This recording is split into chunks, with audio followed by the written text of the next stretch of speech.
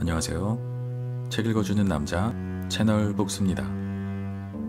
오늘 소개드릴 책은 달과 육펜스라는 세계 명작 고전 중에 하나고요. 서머셋 mom이라는 작가가 지었습니다. 여러 번 얘기 드렸던 것 같은데 어릴 적에 읽었던 명작 고전들을 다시 꺼내서 읽으면 그 당시에 느꼈던 것과는 또 다른 종류의 재미와 감동을 받게 되는 것 같습니다. 책은 읽는 사람에 따라서 다 다른 각각의 감동을 주기 때문에 그런 것 같기도 하고요. 10대나 20대, 3, 40대, 5, 60대 다 이제 다른 연령대의 분들이 같은 책을 읽어도 와닿는 포인트가 다 다르고 또 감동받는 포인트들이 다 다른 것 같습니다. 근데 이거는 한 사람이 나이대에 따라서 여러 번을 같은 책을 읽어도 마찬가지인 것 같아요. 그 사람의 10대 때와 50대에 느끼는 세상이 아예 다른 곳이기 때문이 아닌가 이런 생각을 해봤고요. 그래서 어릴 때 읽었던 책을 다시 꺼내 읽는 것 자체가 그 책이 가진 재미에 더해서 새로운 발견을 하는 재미도 더해주기 때문에 그런 재미가 있는 것 같아요. 다시 한번 꺼내 읽었을 때 더 재밌게 느껴지는 게 대부분인 것은 그런 차이를 발견하는, 전에는 못 보았던 그때는 왜 이게 안 보였지? 이제 이런 것들을 새로 보게 되는 그런 재미가 더해져서 더 재미있는 것이 아닌가. 네, 이렇게 생각이 됩니다. 어릴 때 읽었을 때는 그 주인공의 행동이나 생각이 전혀 이해가 안 가는 경우들이 있어요. 도대체 왜 이러는 걸까라는 생각을 했는데 한참 뒤에 세상을 수십 년을 겪고 다시 읽으면 그 주인공의 생각과 마음이 완전히 공감이 가는 경우도 생깁니다. 저는 이 달과 육펜스의 주인공인 스트링랜드한테 그런 마음이 들었습니다. 제가 이 책을 처음 읽었던 거는 20대 20살 근처였던 것 같아요, 거의. 근데 그때는 사실 이 스트링랜드라는 사람이 정말 이상한 사람이다 라는 생각을 했었고요. 그런데 지금 다시 읽어보니까 굉장히 공감이 많이 가는, 그럴 수 있어 라는 마음이 드는 주인공이다, 이런 생각을 하게 됐습니다. 아시는 분이 많이 있을 거라고 생각이 되는데요. 달과 육펜스라는 이 이야기는 한 화가에 관한 이야기입니다.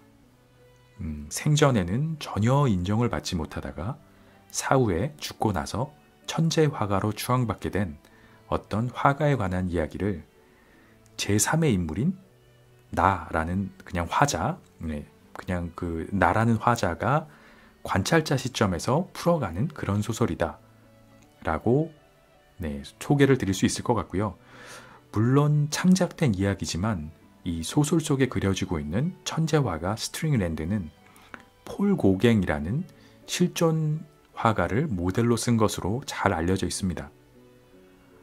그 두 스트링랜드, 소설 속의 주인공 스트링랜드와 폴 고갱을 좀 비교를 해보자면 극중의 스트링랜드도 증권사 브로커로 나오는데요. 실제로 폴 고갱도 증권 브로커였다고 합니다. 소설 속의 스트링랜드는 그림을 그려야만 한다고 하면서 안정된 직장과 가족을 다 버리고 떠나서 나중에는 타이티 섬으로 들어가게 됩니다. 실제로 화가 폴 고갱도 부부관계가 안 좋아져서 부인이 아이들을 데리고 집을 나가버렸다라고 합니다. 조금 비슷하면서도 다른 부분이죠. 그리고 폴 고갱도 타이티 섬으로 들어가서 이 소설 속에 아타라는 혼혈소녀가 나오는데 이 아타를 연상시키는 혼혈소녀와 같이 살면서 그림을 그리는 삶을 살았다고 합니다. 폴 고갱이요, 실제로. 그리고 이 두 사람 모두 생전에는 작품과 예술성을 인정받지 못하다가 나중에 천재성을 발견받게 되고 세계적인 화가로 추앙을 받게 된다. 이런 공통점을 가지고 있습니다. 이렇게 달과 육펜스의 주인공인 스트링랜드와 실제 역사 속의 천재 화가인 폴 고갱은 굉장히 유사점이 많이 있습니다. 다만 이야기 속의 스트링랜드는 극적인 재미를 좀 더하기 위해서 더 극적이고 아주 강한 색채로 그려져 있기는 합니다. 그런데 그 이야기 속에서 그 묘사하고 있는 스트링랜드의 그림에 대한 부분에 오면은 이거는 그냥 폴 고갱의 작품을 설명하는 건데 라는 생각이 들 정도로 그 이야기 속에 등장하는 그림에 대한 어떤 묘사가 그냥 폴 고갱의 작품들을 연상하면서 듣고 있자면은 아예 그냥 그 그림을 폴 고갱의 작품을 눈앞에 놓고 설명하는 것 같을 정도로 이거는 폴 고갱의 이야기구나 라는 생각을 하지 않을 수 없는 이야기다, 이렇게 이야기 드릴 수 있을 것 같습니다. 그 달과 육펜스 중에서 스트링랜드의 그림이죠. 근데 실제로는 폴 고갱의 그림을 연상시키는 그 묘사한 부분이 있는데 한번 읽어드리면 이렇습니다. 뭐라 형용할 수 없이 기이하고 신비로웠다. 그는 숨이 막혔다.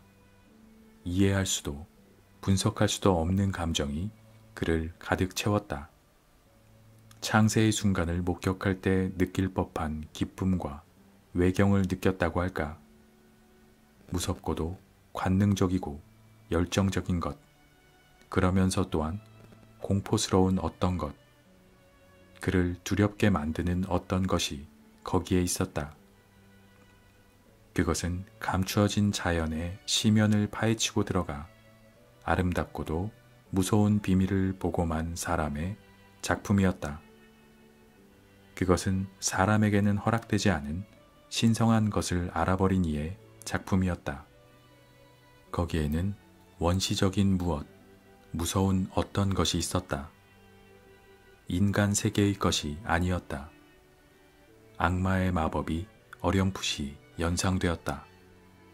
그것은 아름답고도 음란했다. 이렇게 표현을 하고 있습니다.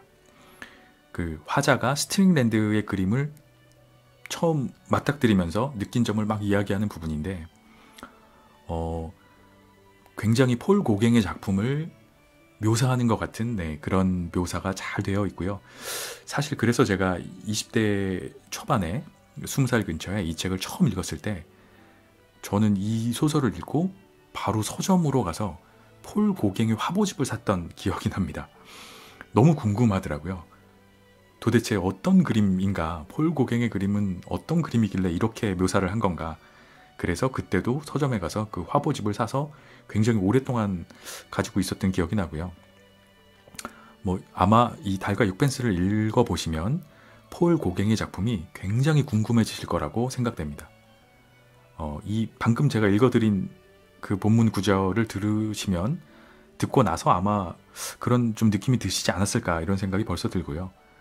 어떤 인간이 알아서는 안 되는 것을 발견하고 그린 그림이다, 이렇게 묘사하고 있잖아요. 도대체 그런 그림은 어떤 그림이고 그 인간이 알아서는 안 되는 어떤 비밀을 그렸는지 굉장히 보고 싶어지더라고요. 이 소설 속에서 묘사하는 남들과는 다른 어떤 색감과 표현, 그리고 풍경이나 정물의 그림임에도 불구하고 야하다고 표현하는 그 음란하다라고, 아름답고도 음란하다 이렇게 표현하는 이 뭔지 모를 이런 분위기가 굉장히 궁금하더라고요. 정물이면 사과를 놓고 그림을 그린 이런 거잖아요, 보통. 근데 그걸 어떻게 아름답고도 음란하다라고 표현할 수 있지? 어떤 그림일까? 이제 이런 느낌이 굉장히 궁금해지는 그런 이야기입니다. 기회가 되신다면은 꼭 한번 그 폴 고갱의 그림들을 찾아보시기를 추천드리고요. 혹시라도 달과 육펜스를 읽게 되신다면 아마 그 장담컨대 제대로 폴 고갱의 그림을 보고 싶다라는 생각이 드실 거다라고 생각이 됩니다. 지금 그 유튜브로 보시는 분들을 위해서는 제가 한 10초 정도 짧게 폴 고갱의 그림을 모아놓은 것들을 잠깐 보여드리면 좋을 것 같아서 그 그림을 띄워놓고 계속하도록 하겠습니다, 이야기를. 이 달과 육펜스의 주인공 스트링랜드는 어느 날 갑자기 아주 안정적이고 탄탄한 직장과 그리고 부인과 가족들까지 다 버리고 그냥 홀연히 떠나버립니다. 남겨진 사람들은 이해할 수가 없었죠, 당연히.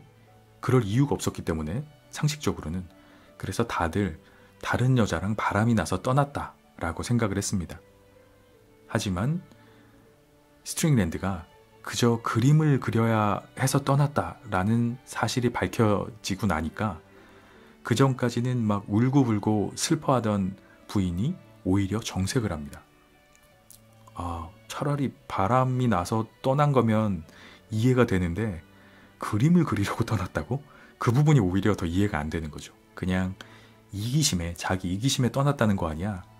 차라리 다른 여자 때문이라면 얼마든지 돌아올 수 있을 거다라고 생각했는데 그냥 자기 이기심으로 떠났다고 생각하니까 이건 진짜 끝이구나 이렇게 생각을 하게 됩니다. 그리고 그제서야 정말 나쁜 사람이다 라고 이야기를 합니다. 이 남겨진 부인과 가족들을 대변해서 이 화자 내가 스트링랜드를 찾아가서 아니 어떻게 왜 그랬어요? 라고 이제 대화하는 장면이 있는데 제가 잠시 읽어드려 보면 이렇습니다. 아니 돈 한 푼 남기지 않고 어찌 아내를 버릴 수 있단 말입니까? 왜? 그래선 안 된다는 법이라도 있어? 부인께서는 어떻게 살고요? 난 그 사람을 17년간 먹여 살려왔어. 그러니 이제 자기도 혼자 힘으로 살아볼 수도 있잖나? 아주 몰인정하군요. 그런가 보. 세상 사람들은 아주 비열하다고 생각할 겁니다. 그러라지요. 네, 이런 대화입니다. 저는 굉장히 이 부분에서 재미있다라고 생각이 됐고요. 어떻게 이럴 수가 있지? 20살 때쯤 읽었을 때는 정말 이해가 안 가는 사람이었어요. 어떻게 이렇게 이기적인 사람이 있을 수 있지? 자기 가족과 아이들까지 다 버리고. 반면에 20대 초반에 처음 이 책을 읽었을 때는 그냥 이런 생각도 들었습니다. 되게 뭔가 쿨하다 이런 생각도 해봤던 것 같습니다. 안정되고 어느 정도 성공한 인생인데 그걸 버리고 호련히 그냥 떠나버리는 모습이 그때는 뭐 너무 어렸으니까요. 그게 뭔가 쿨하다 이렇게 생각을 하기도 했던 것 같은데 근데 다시 읽으면서 드는 생각은 그렇습니다. 남은 가족들은 도대체 어떻게 하라고 이럴 수가 있지? 진짜 무책임한 나쁜 가장이다 이런 생각이 들더라고요. 오히려 조금 더 사회화된 것 같습니다. 그 사이에 아마 저도 분명히 더 현실적인 사람이 되어버린 걸 거고요. 자기를 찾아서 예술적인 영감과 소명을 가지고 속세를 떠난 스트링랜드의 자유보다도 남아있는 가족의 고통이 더 먼저 다가왔습니다. 과연 나라면 이 사람처럼 스트링랜드처럼 이럴 수 있을까? 그런 생각도 들었고요. 이 이야기 속의 스트링랜드에게는 더 이상 아무것도 중요하지가 않았던 것 같습니다. 그저 자신은 그림을 그려야 하고 그러지 않고서는 못 베기겠다 이렇게 이야기를 합니다. 수십 년 동안 살아온 자기 인생과 자기가 이뤄놓은 삶을 완전히 부정하고 그렇게 아예 가망 없는 일에 그냥 본능적으로 이끌려갈 수가 있는 것인가 그런 생각을 했고요. 20대 20살의 저라면 시도해 볼 수도 있지 않았을까라는 생각을 해보지만 아마 지금의 저는 그럴 수 없을 것 같다라는 생각도 해봤습니다. 이렇게 물에 빠져 죽을 것 같은 절박함이 아마도 없어서이겠죠. 달과 6펜스 중에서 스트링랜드가 자기가 그림을 그려야 한다라고 얘기하니까 아니 도대체 왜 그러냐 정신 차려라 라고 이야기하는 사람한테 절박함을 표현하는 부분이 있는데 이렇습니다. 나는 그림을 그려야 한다지 않소. 그러지 않고서는 못 베기겠단 말이오. 물에 빠진 사람에게 헤엄을 잘 치고 못 치고가 문제겠소. 우선 헤어 나오는 게 중요하지. 그렇지 않으면 빠져 죽어요. 그러니까 이런 얘기를 하는 겁니다.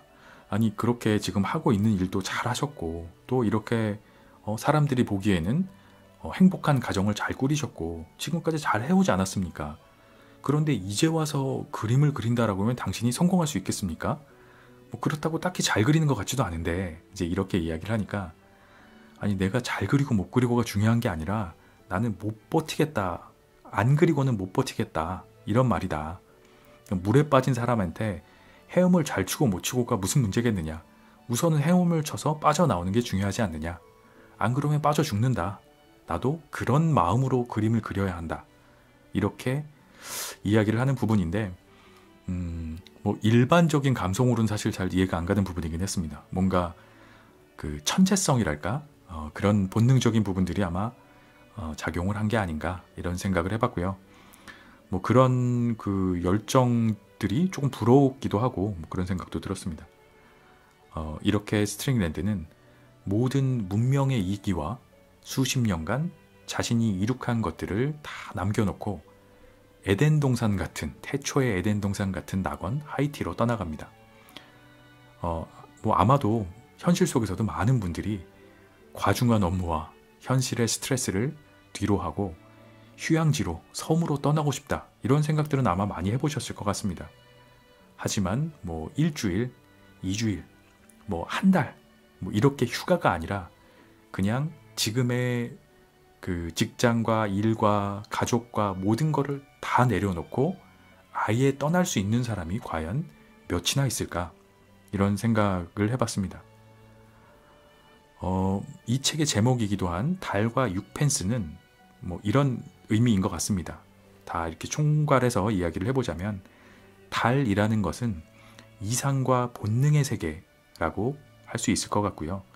이 우리가 살고 있는 현실이 아닌 어떤 목적지가 될 수도 있고 그 바라보는 이상향에 가까운 표현이 달인 것 같습니다. 그리고 6펜스는 영국에서 사용하는 가장 낮은 단위의 통화, 은화 값이라고 합니다. 제일 싼 동전이죠. 제일 조그만 동전. 네, 뭐 먹고 살기 위한 현실을 표현하는 걸 수도 있고요. 한 끼의 식사를 위해서 팔아치우는 우리의 시간과 영혼, 인생을 대변하는 걸 수도 있을 것 같습니다. 모든 인간은 아마도 달과 6펜스의 세계에서 살고 있는 게 아닌가, 네, 이런 생각을 했고요. 기본적으로 6펜스의 세계에 살면서 달의 세계를 동경하면서 살아가게 되는 것 같습니다.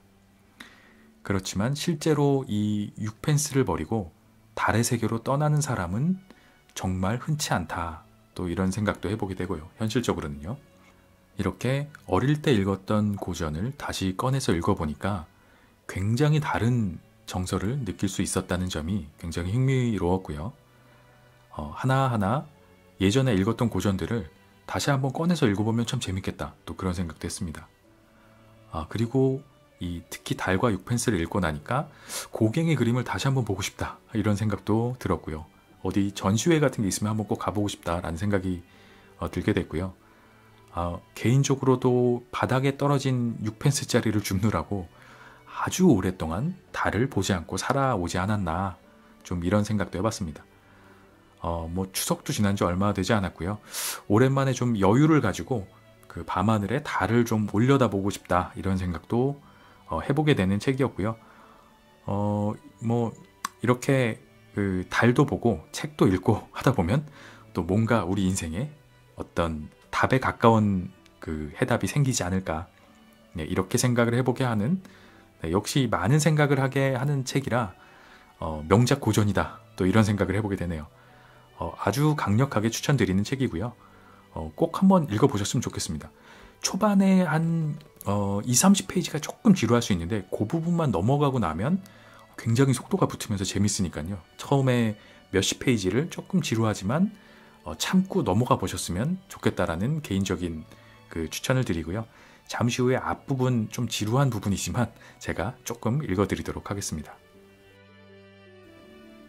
달과 6펜스, 서머셋 모음지음, 민음사.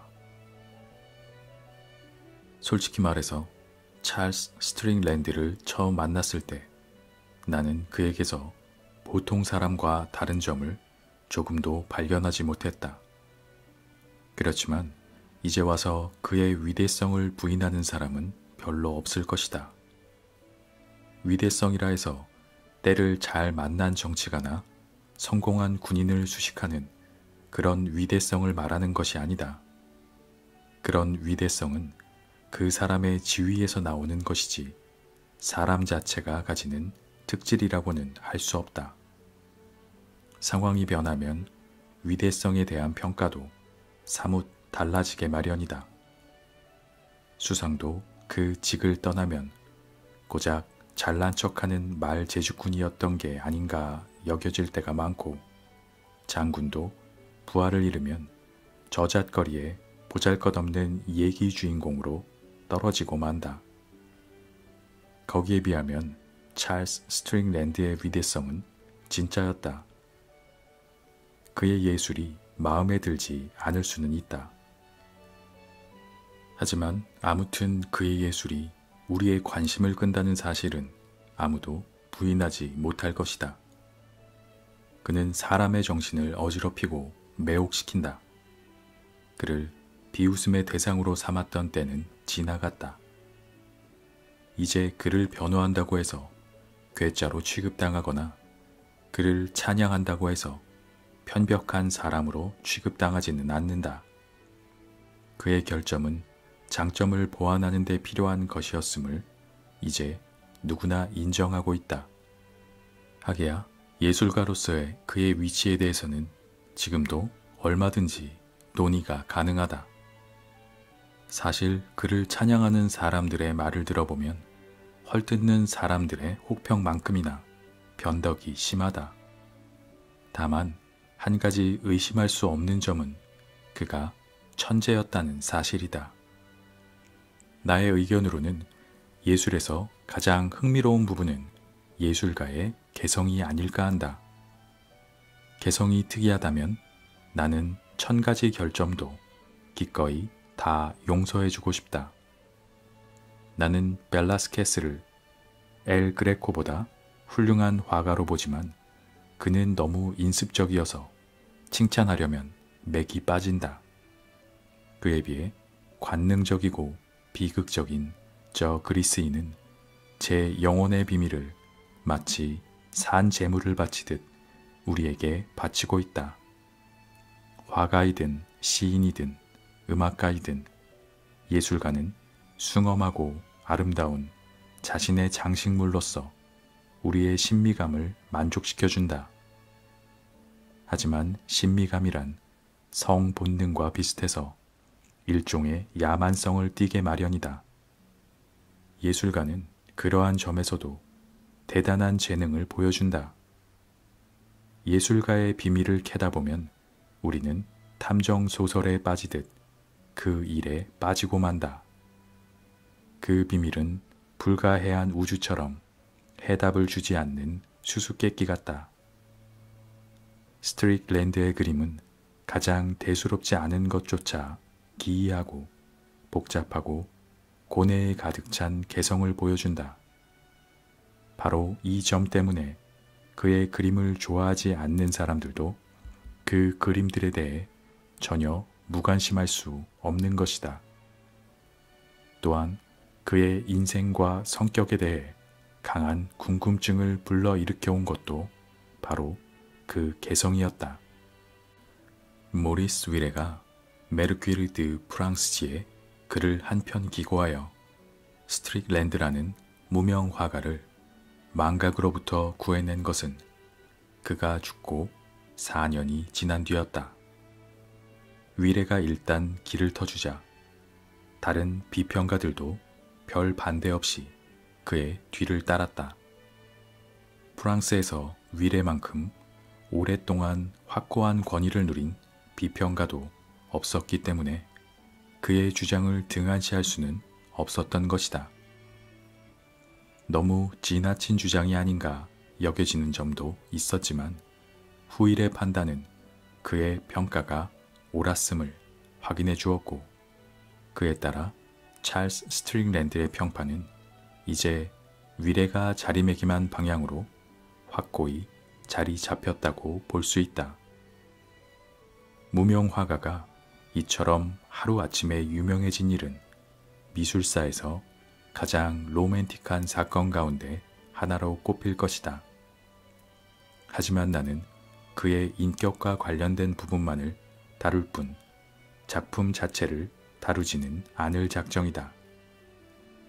그렇다고 문외한은 그림을 전혀 이해하지 못한다거나 문외한이 그림 감상 능력을 보여주려면 그저 말없이 수표나 끊어 그림만 사주면 된다는 식으로 말하는 오만한 화가들의 생각에는 찬성할 수 없다.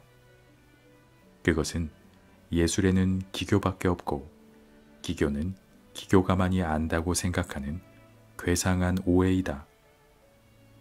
예술이란 정서의 구현물이며 정서란 만인이 이해할 수 있는 언어로 말한다. 물론 기교를 제대로 알지도 못하는 비평가가 진정한 가치 문제를 놓고 왈가왈부하기 어렵다는 것을 나도 인정한다. 나의 경우 그림에 대해선 아주 무지하다. 하지만 다행히 나는 그림을 논평하는 따위의 모험을 할 필요가 없다. 왜냐하면 훌륭한 화가이며 유능한 문필가이자 내 친구인 에드워드 레가트가 문체의 매혹적인 본보기라 할 만한 그의 소책자에서 찰스 스트링랜드의 작품을 아주 철저하게 논평해주고 있기 때문이다. 문체로 말하자면 아무래도 영국이 프랑스보다는 뒤떨어진 분야가 아니겠는가. 모리스 윌에는 호사가들의 구미가 당기도록 잘 계산된 그의 유명한 논문에서 찰스 스트링랜드의 생애를 간략하게 요약해주고 있다. 예술에 대해 사심없는 열정을 지니고 있던 그가 진정으로 바랐던 것은 식자들로 하여금 최고의 독창적인 재능을 가진 화가에 주목하게 하는 것이었다. 워낙 뛰어난 저널리스트였던 그는 인간적 흥미를 동원해야 자신의 목적을 더 쉽게 달성할 수 있음을 모르지 않았다. 과거에 스트링랜드와 접촉해본 사람들, 그러니까 런던에서 그를 알았던 작가들이나 몽마르트의 카페에서 그를 만났던 화가들은 자신들이 보잘것없게 여겼던 화가가 진짜 천재였고 그 천재가 자신들과 어깨를 맞대고 지냈다는 사실을 알고 깜짝 놀랐다. 그러면서 회상기며 작품론 같은 글들이 프랑스와 미국의 잡지들에 잇따라 발표되기 시작하였다. 이런 것들이 스트링랜드의 명성을 더욱 높여주면서 대중의 호기심을 끝없이 부채질하였다. 주제도 적절했거니와 부지런한 바이트 브레이트 로톨츠가 당당한 연구 논문을 통해 전거가 되는 참고자료를 풍부하게 제공해 주었던 점도 한몫을 했다. 인간은 신화를 만들어내는 능력을 타고났다. 그래서 보통 사람과 조금이라도 다른 인간이 있으면 그들의 생애에서 놀랍고 신기한 사건들을 열심히 찾아내어 전설을 지어낸 다음 그것을 광적으로 믿어버린다. 범상한 삶에 대한 낭만적 정신의 저항이라고나 할까. 전설적인 사건들은 주인공을 불멸의 세계로 들여보내는 가장 확실한 입장권이 되어준다.